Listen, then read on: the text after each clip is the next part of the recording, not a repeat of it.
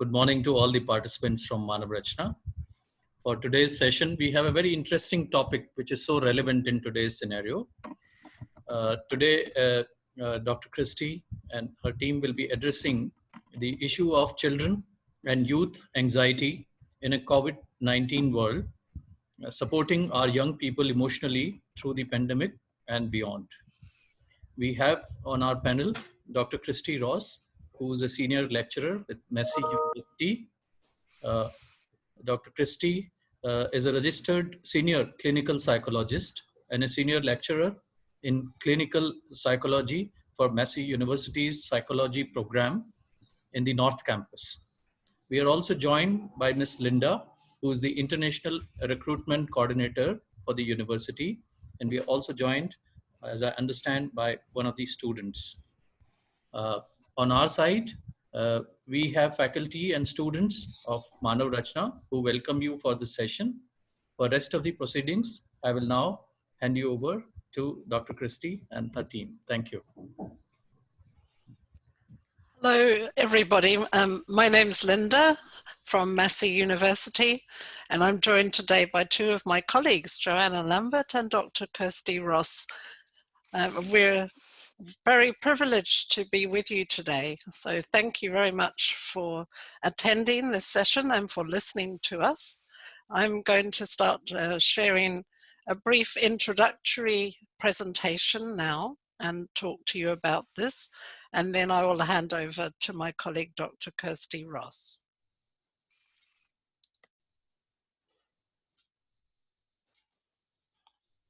So hopefully you can all see this clearly. Yes. Good. So again, a very big warm welcome to you all. It is very important to start off by talking about our reputation at Massey University. Reputation is extremely important for any university. And for parents and students, they always like to know where we stand in our rankings and our accreditation in the world. So I'm really pleased to report today and let you know that Massey has climbed in the QS rankings.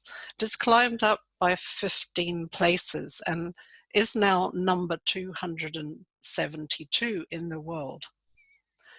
For a number of different subjects, we are very well known, and I'd just like to highlight a couple of those for you.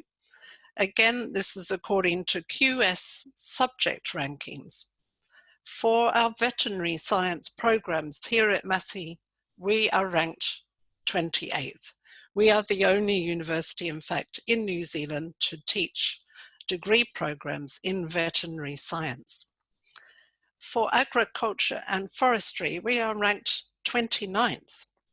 Again, Massey has such a long history of teaching agriculture-related subjects because when the university first began some 80 years ago as a college, it was an agricultural college.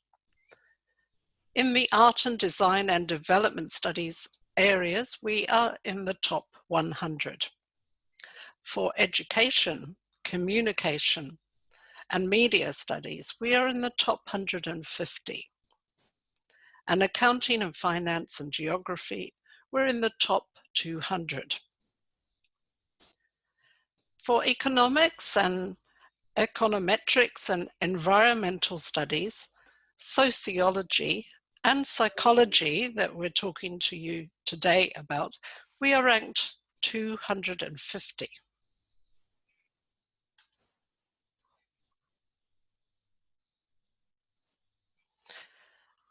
Here in New Zealand, we have 3 campuses, and they're all located in the North Island of New Zealand. We have a campus in Auckland, and Auckland is the biggest city here in New Zealand.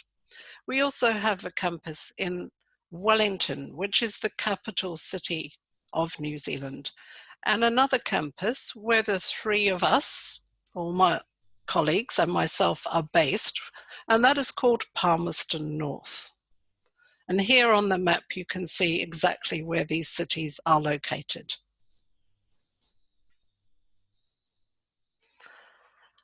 Now here at Massey University, we divide ourselves into different, as we call them, colleges.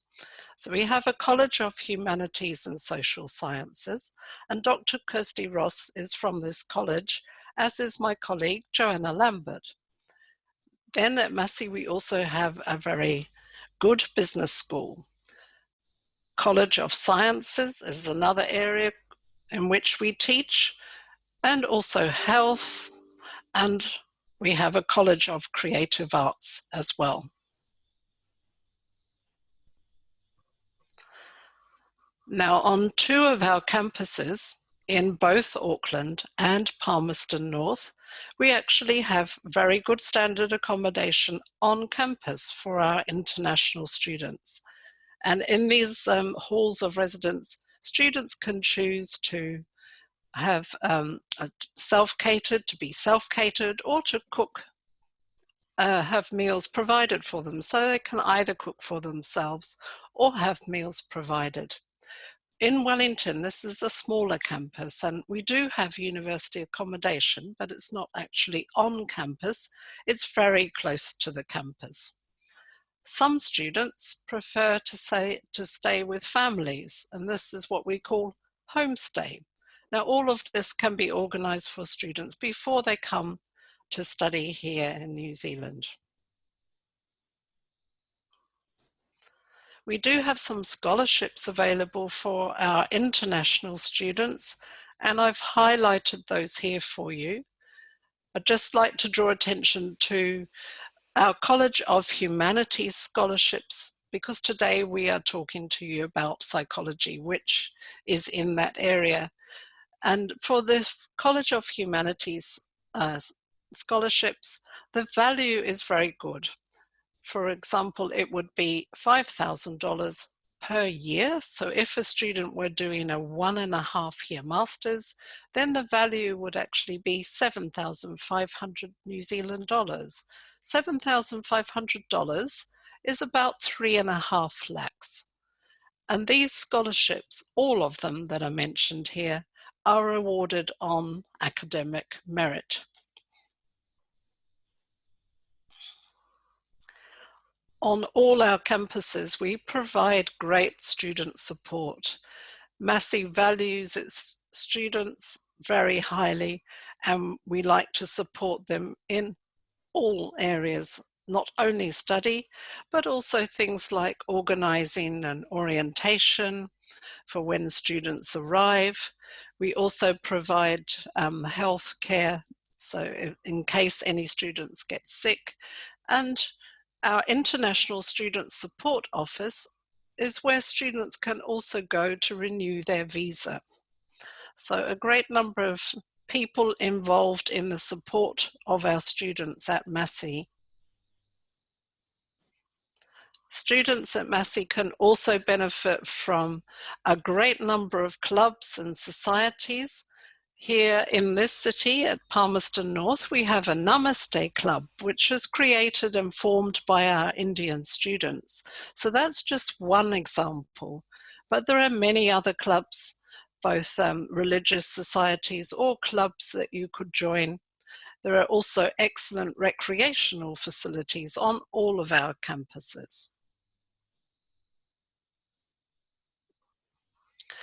I've now come to the end of my very brief introduction to the university, and at this point I'd like to hand over to Dr. Kirsty Ross. I'll stop sharing my presentation so that Kirsty can share hers with you. Thank you so much, Linda. It's genuinely a delight to be here this evening, our evening, to be able to talk to you a little bit about some of the work that I do with young people who have anxiety. So one of my roles in the university is actually as a clinician. So I teach in the university, I teach academic papers as well as our clinical psychology training program, and another applied program as well. And through that teaching and the research that we do at the university, I see one of my roles as what's called knowledge translation, which is really taking taking that information and the work that we do clinically, academically, and with research, and being able to put it in a format and a way that is understandable to communities that we engage with. So this talk that I'm sharing with you tonight is a briefer talk from one that I actually did last week to some parents at a local school. And that was really in response to some of the recognised needs of young people in our communities around their emotions, particularly anxiety in our situation, having just come out of lockdown.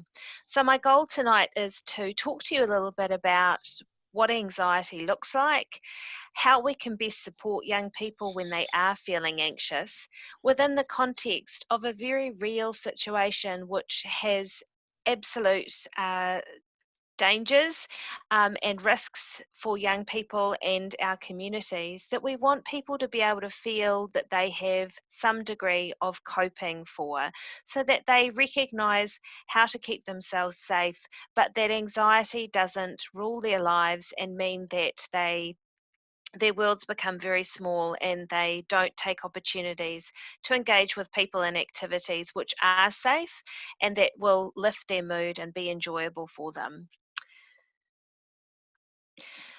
Hopefully everyone can see the screen. I just wanted to start off talking about what do we mean by anxiety. There's words such as fear, anxiety, worry. Is there a difference is something I'm often asked. And if you think about fear being in response to something that's happening right now that's in front of you, then that is a little bit different to anxiety and worry, which tends to be more of a thinking process. So it's more worry about something that might happen based on past experiences or based on what your brain might tell you could happen. So when I talk to children, I talk about fear being in response to perhaps a spider that's in front of you, whereas worry might be imagining yourself not passing a test at school or not being able to do a speech at school or something like that, something that your brain is saying could be risky and that things could go wrong. The thing is, though, is that both fear and worry involve the same physical symptoms. So your brain will send off the same chemical responses and the same signals to your body, whether it's something that is in your imagination that you're thinking about, or whether it's something that's directly in front of you in the here and now. And it is important to understand that actually those physical responses can be useful. If there is a situation where you do need to get out of a situation because it is unsafe, we need those chemical changes to be able to give us energy. So there is some function for anxiety in our lives. Stress is sort of the foundational emotion which feeds anxiety and can increase people's likelihood that they will experience high levels of anxiety. And I'll talk a little bit about that later on, but that's important to understand. And at the moment, for many young people and adults in the world, people are under a lot of stress. So it means that their tipping point to become anxious is actually much lower than it might have been under normal circumstances, just because of the level of stress that people are under at the moment. So anxiety, there are certain things which will feed anxiety, and then there are things which will reduce anxiety. So when we have situations where the brain is saying there is a lack of safety, things are unsafe, things like not feeling in control, things that are unknown, things that change quite quickly, new situations, all of those things will increase anxiety. And for a lot of people, particularly young people, that is the situation they're in at the moment. They don't have the things which help to alleviate anxiety, such as reassurance, control, feelings of being safe, and routines. Anxiety doesn't always look like you might imagine it to. So we often think of someone who's feeling anxious as looking visibly scared. And for young people who demonstrate emotions in different ways, that's not always going to be the case. So it can show up in different emotions, such as being angry or irritable, meltdowns, tantrums, or it could show up in physical signs such as tummy aches, headaches, feeling very tired, not sleeping very well, and also some behaviors like lots of questions, which children ask a lot of questions anyway, but a lot of questions. When children are anxious, they seek a lot of reassurance and understanding and validation. And so that can lead to lots of questions, feeling clingy, being very concerned around safety. And sometimes that also means wanting to avoid things that lead to feeling unsafe, such as going to school or going out of the house or going into situations that might be perceived to be risky. And that's one of the tricky things about the current situation, is actually knowing what is risky, and knowing that some situations may hold a degree of risk, but knowing how to minimize that risk so that you don't stop your lives altogether, that you actually engage in some calculated risk taking would be the way that I would talk about it. And certainly with children, what we see sometimes is children who, if we think of anxiety as being fight or flight, so children who have the flight response will run out of a room or avoid something, there are children who do the fight response. So they will be your angry, irritable children who have the tantrums. What we see on the surface is that anger, but what sits underneath is the worry, is the other emotions which aren't always as visible. And so people can respond to the anger and children will get told off and then feel actually even worse, and that they're not getting the support that they need because it's not always visible, the other emotions like feeling scared, feeling overwhelmed, feeling unsure, anxious, worried. So I show this picture to children a lot and say that actually when people can only see the top of the iceberg, that means that all of their other needs underneath that are not always getting met. So for children to be able to say how they're feeling and be able to name how they're feeling, that it's not just anger, that actually they're feeling scared and worried, is really important because it helps them to get the support that they need at that time from adults.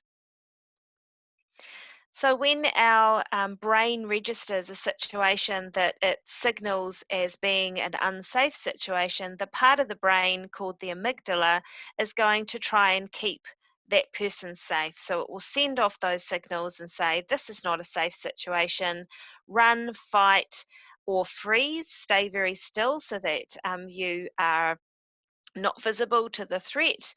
And in situations such as the pandemic, what also happens is that people, we call it hypervigilance, they become very watchful for signs of threat, signs that they are not safe. And when we have people who scan the environment and are looking for signs that they're not safe, that leads to physical arousal. It means that people are very tense, which means they're more likely to react in a fight or flight way. So it can become a bit of a vicious cycle where people are scared, they're looking for signs of being unsafe, feeling very tense, which means that their brain also registers even more so that this is not a safe situation, and the fight-flight response can continue. And sometimes it leads to panic. It leads to people who are actually in a panicked state. So the anxiety is very, very high, and the person is not necessarily able to remain focused on what's happening in the moment. So again, one of the things I say to kids is your brain is trying to keep you safe. It's giving you energy and signals which is designed to protect you. What we need to do is we need to calm that part of the brain down to figure out, is this actually an unsafe situation or not? Again, we don't want kids to take unnecessary risks, but we don't want them to think everything is risky so that they end up doing nothing. They don't end up seeing people that they care about or doing activities that are good for them. So another way to think of this is that amygdala, that part of the brain which is designed to keep us safe, is what we call the downstairs part of our brain. It's the part of our brain that developed first a very long time ago, and it's the part of the brain which will keep going even if you don't have enough fuel in your body to fuel the upstairs part of our brain, which is the thinking part of our brain. So the thinking part of our brain is a bit like a Lamborghini. It requires a lot of fuel to run to be able to process things and understand them. The downstairs part of our brain is a bit like a Prius car. It runs off the smell of an oily rag. It's very cheap to run. So if your fuel in your body, and I'll talk about that in just a moment, if the fuel in your body is low, it's the downstairs part of our brain that keeps going, and the thinking part struggles a little bit. And so fuel is things like food, sleep, positive experiences, feeling connected to loved ones as well. As I mentioned, we want people to be able to calm their brain down and to be able to think through a situation, but also not to ignore how they're feeling. Those feelings are there for a reason. And we do need to be able to combine that thinking part of our brain and the emotional part of our brain to come up with a wise decision. Is this something that I need to do? Is this something that's going to be important for me, even though I do feel a bit scared, even though I do feel a bit nervous about this? Or is this a situation where actually the risks aren't worth the benefits, and it's okay for me to say, no, I'm not going to do this? Again, in the current situation, this is important because we do want to validate that actually there are some situations where it is okay to say, I don't feel comfortable doing that. That's not something that's worth taking the risk for me right now. So for children, what the pandemic has meant is that there's often been a lot of changes in their lives. Routines are really important for kids. They thrive on routines, and some of those routines at school and at home in their communities have been disrupted. And that means that kids can feel like my world's shifted enormously and I'm not sure what is safe now. That feeling of unpredictability and I don't always have control is definitely something which can feed a sense of worry and uncertainty. And in many cases, in many countries, we don't always know when things are going to get back to normal. The other thing that happens is that a lot of time on your hands means that worry can get bigger and bigger and bigger. There is a certain amount of distraction which helps us to get out of the loop of worrying. And when we've had to stop our lives, in lockdowns, for example, we don't have the distraction of school or work or seeing friends or family. That can mean we sometimes have more time to think about the things that could happen. And our brain is designed to come up with absolute worst case scenarios because it's trying to protect us. It's trying to tell us all the terrible things that could happen to keep us safe. So, too much time can be a bit of a problem. For some children, they've actually adjusted really well to the situation. So, not all children have struggled, but there are children who found this very difficult, just as adults have found this difficult as well. And so, knowing how to support those young people is really important as parents, as teachers, as educators, as clinicians. It's also important to think that children respond differently by age. So I work across the age spectrum. I work with very little children and I work with teenagers and young adults. Younger children have very magical thinking and a lot of imagination. So that means they can come up with all sorts of really interesting things that we might not have thought about as adults. Older children have more awareness and knowledge, and that can actually be a little bit scary as well because they understand more. So, younger children, you might see them being clingier, seeking more attention, being irritable or grumpy, not always being able to verbalize what's happening for them. They might regress in their behavior, so they might start wetting the bed, wanting to sleep with their parents, or talking in a baby like way. They might express a lot of fears and worries. They might actually be able to identify that that's how they're feeling for their health, but also for others close to them too, particularly if they have older members of their family. A lot of children that I've seen have expressed fears, not so much for them, but for their family members. And that's seeking a lot of information. Too much information isn't always helpful. Or some children will absolutely pretend nothing's going on at all, that nothing's different, and they don't even want to talk about it. They'll get very upset if anyone raises any kind of questions or any mention of what's going on in our current climate. So we need to help children to be able to calm that brain down and think about, is this a situation that is unsafe that I need to take some steps to keep myself safe? Or is this a situation where actually there's some risks, but the risks are small, or maybe there's no risks at all? And I'm going to talk through just briefly some of the ways that we teach kids to do that. And again, we take advantage of the age that they're at to think about, do we need to be more play oriented, or do we need to, with the older kids, use more sophisticated kind of grown up strategies? So, with children, we talk to them about their feelings being a bit like a traffic light. So, when they're green, when they're nice and relaxed, everything's good to go, and that feels really good. But when they're an orange light, when they're starting to get upset, we talk to them about slowing things down and thinking, why do you feel like this? What's upset you? And what can you do to look after yourself at this point? When kids get to a red light, they're often very distressed, and we need to plan for what can you do again to support yourself, but also for kids to think, what could an adult do? Some kids like to be left alone, they don't want anyone near them, but other kids want to be hugged and reassured, and they want people to come close to them to give them some support. There's some fun ways that we've done this with children, such as um, calming down the llamata. And again, this is worked through with children. What does this look like? How do they feel in each of those stages? Or if they enjoy things like, my family loves Marvel superheroes, so things like, are you the Incredible Hulk, or are you really are feeling out of control and really angry? Or are you Spider-Man? I think I can handle it. Where are you actually up to? And again, we talk to kids when they're calm and feeling okay to plan for their emotions changing, and what does that look like? What situations set those off? And how would I know you were feeling this way? What could they do in that situation?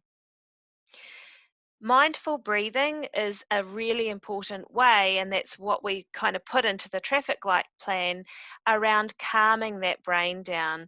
What it does is it sends a message to the brain that things are okay and that you can get through.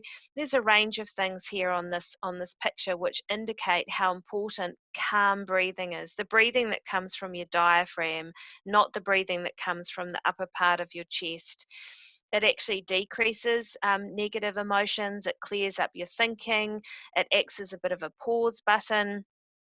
Lots of physical effects, decreasing blood pressure, helps you to feel a bit more in control and capable. And the really good thing is that no one needs to know you're doing it. A lot of kids feel embarrassed when they're starting to get upset.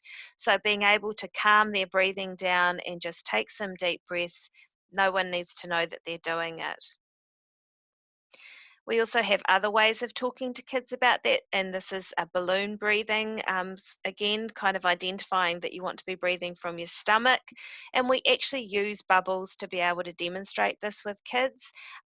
Dishwashing soap works really well, just to be able to practice. What does it feel like when you're breathing deeply? When you breathe deeply from your stomach, you blow these really beautiful bubbles that kids can see and feel and be able to get that sensation of what does it feel like to be breathing properly. More breathing techniques. And I won't go through all these, but hopefully this presentation will be made available to you. So they're just ways that actually calm breathing can be taught to kids. So there's different ways like 5-finger breathing, using the hand, being able to just draw a figure 8 on your hand, which also that touch sends another message to your brain that things are calm and okay. So that physical sensation as well as the mindful breathing. So all of these things calm the brain down, give someone a sense of control so they can do the thinking part of it. if someone gets to a point where they're a red light or they're really panicky, then actually calm breathing isn't always enough. Sometimes doing what we call a grounding technique is important to bring them back to the present moment, because if someone's brain is really fired up and really distressed, they will be very caught up in the what ifs rather than the what is in this moment, right here and now. And we need children to be back in the present moment to think, what is going on? How do I assess how to keep myself safe, or is this an unsafe situation? So again, there's some ways here that we teach kids how to be able to bring themselves back to the present moment so they can use that thinking part of their brain to figure out how they're feeling and what they need in that moment. It's very, very important, especially right now, for us to validate how kids are feeling. Everyone has a feeling of nervousness, dread, uncertainty, and at times anxiety around what's happening in our world at the moment. And children are very smart. There's no point saying to them, there's nothing to worry about, it's all going to be fine, because actually they know that we can't guarantee that. Little children will believe that, which is their magical thinking, which is lovely. But older children will have a little bit more skepticism. They'll be wanting to know a little bit more. How can you guarantee that to me? So we don't have to agree with everything that they're saying or thinking, because we need to be able to work through that with them in terms of their thoughts, but we can validate how they're feeling. I can see this is really scary for you. I understand that you're feeling nervous about this. I can see that you're feeling like this is a really tricky situation. That's validation. And it just says, I see you and I see your feelings.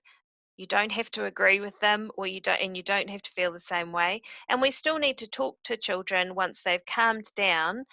What is a helpful thing to do in this situation, rather than just having their choices driven by fear? If we don't validate emotions, what happens often is that children will keep trying to get you to understand how they feel. So they will start to really up the ante, if that makes sense. So they'll start to get even more into explaining to you why they're feeling the way that they feel, which can feel like you can get into an argument with your children, which really isn't helpful, and it's certainly not going to help calm them down. So you can take the heat out of a situation by just saying, I understand this is how you're feeling right now.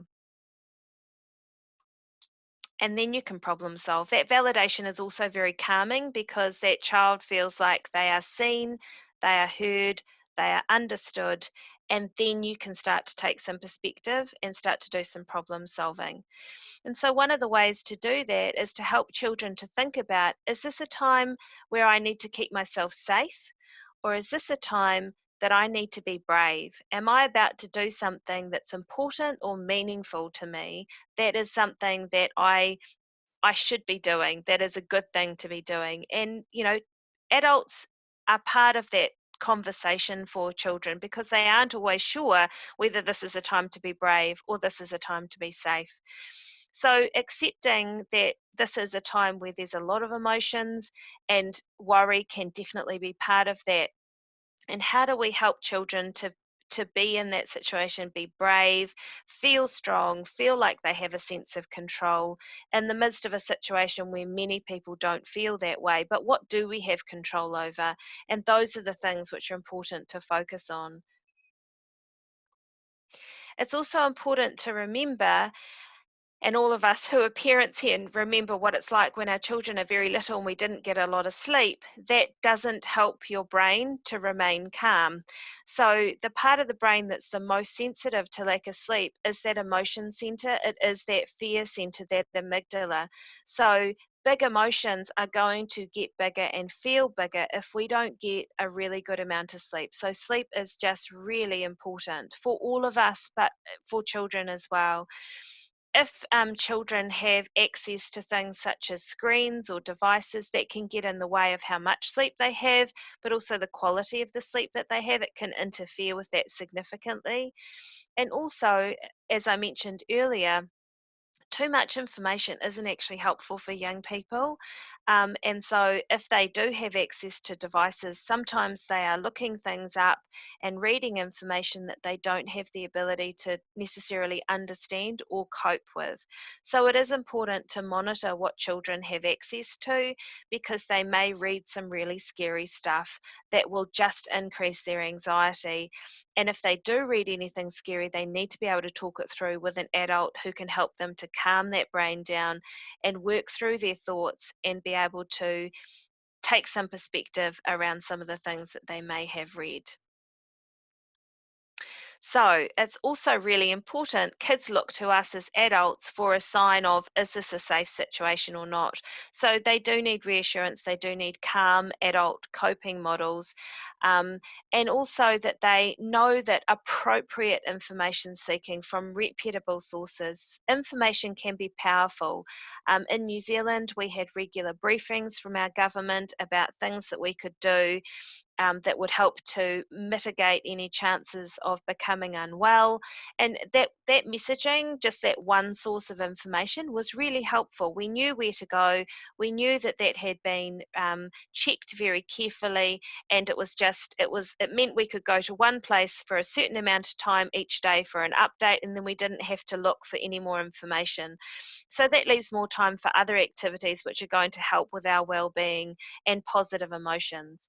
Looking after our physical selves, which is important for our immune system as well. So eating well, moving our bodies, just going for a walk, even during lockdown, even if it was just around the house or just around, our backyard, was really important. Keeping ourselves hydrated with water. Having some sort of usual routine, and again, that sends a message to our brain that there's something which has stayed familiar in the midst of some very unfamiliar situations. Keeping our brains occupied. Remember, too much time actually isn't helpful for a worried kind of brain. Keeping social connections going. There was a lot of discussion here in New Zealand around physical distancing, but not social isolation. So ensuring that we kept contact with people that were important to us. And again, that helps to give positive emotions and to feel a sense of familiarity. So having some routines, but also knowing at times we've had to be very flexible and just go with the flow, and that's okay. So a balance of routines and some flexibility. With adults, to notice what's happening with children, notice any changes, ask them about it, ask them how they're feeling, connect with them, communicate with them. How are you doing? This is a difficult time, and I agree with you. Validate those emotions, help them to feel like they have a way of being able to cope with how they're feeling emotionally right now. And thinking about the things that are important to us that we want to be able to maintain in our lives. So, whatever that might be. So, if that's physical activity, if it's some sort of education or learning, being able to do a bit of that so that we can pick it back up again has been really important for us here in New Zealand. So, being able to think about when young people and just people in generally are feeling very anxious, what is that saying to us? It's saying to us that we need to check in. It's saying to us maybe we need to be kind to ourselves today. Maybe we need some reassurance. Maybe we need some hugs. Maybe we need to have a little bit of routine and get some familiarity back in our day. Maybe we need to do a bit of physical activity. That helps to burn off a stress hormone called cortisol, which actually will increase the worry in your brain. So actual physical activity helps to burn off some of those stress responses, and that's really helpful. It's also important for young people to be able to identify how they're feeling, and charts of faces and pictures of emotions. The anger iceberg is useful. All feelings are okay. It's being able to calm those feelings down and think about, what do we want to do in this situation? Is it a time to be brave? Is it a time to keep safe? And thinking about the things we do have control over. So washing our hands, maintaining physical distancing, reminders of what we're about to do, some structure and some routine, but the things we have control over as well. Self-care for us as adults as well as for children. And that's things like play, positive activities as well. This is also really useful, kind of a little bit of a worry chart to sort of think about, again, there may be some worries that are realistic, that are absolutely real, and that is important to acknowledge right now. Worry isn't always unrealistic. If it is something that is realistic, thinking about, can I do something about this? Yes, take action. Think about that. What can I do? Wash my hands, maintain physical distancing, those sorts of things. If I'm not sure what to do about it, then actually you could let that worry go. If there's nothing you can do about it, then actually it's okay to say, I'm going to let that go because I can't change that. I'm going to focus on looking after myself and having some useful, positive experiences today. If you're not sure whether it's realistic or not, again, challenging that. Is this a time to be brave, or is this a time to be safe? Am I reading this situation correctly? Coaching yourself through it, changing focus. All of these things are important skills, but they also won't happen straight away. They need to be practiced, and they also need, for children, they need to be coached through that. We need to practice them alongside with them and talk to them about it and say, I'm worried about that too. Let's think about that. Is this realistic? What could we do to look after ourselves? Maybe the worry, maybe the amount of time we're giving this worry is more than we need to. If you are really concerned, and I'm uncertain what's available in your area. So I'm speaking as if I were talking to people in New Zealand. So if this doesn't map on, then I apologise. But I just wanted to give a little bit of a sense of, what is the point that we start to get worried about how a child is coping? Anxiety can lead to low mood. It can affect children's emotional well-being, and that they can actually feel really sad because they're not doing the things which are positive and happy for them, and they can really feel that. So there are times where we actually think about this child's their worries starting to actually make them feel quite sad, and they're feeling sad for a long period of time, and it's lasting for quite a lot of the day, and they're withdrawing from things that they normally would enjoy, and they're not interested in the things we would expect them to be interested in, and things like sleep and appetite are getting affected. Normally we'd say things like if anxiety is stopping them from going to school, but right now actually there's other things getting in the way of that. But it might be that they're not even interested in the normal activities that they still have some access to. And if you feel like things are just, you're trying your hardest to help your child, but it's actually it's too big for you to manage as a parent or as a teacher, that's always a time to reach out as well and say, actually, I'm a bit concerned about this child. In New Zealand, I would suggest going to a general practitioner, which is a local doctor, not for medication, but in New Zealand, that's a way to be able to access more services. Again, I'm not sure how it works in your area, but again, talking to a professional and saying, I'm concerned about this child, is a good conversation to have if things aren't improving. And always trust your instincts as a parent, as someone who knows a child and can see whether they're coping well or not.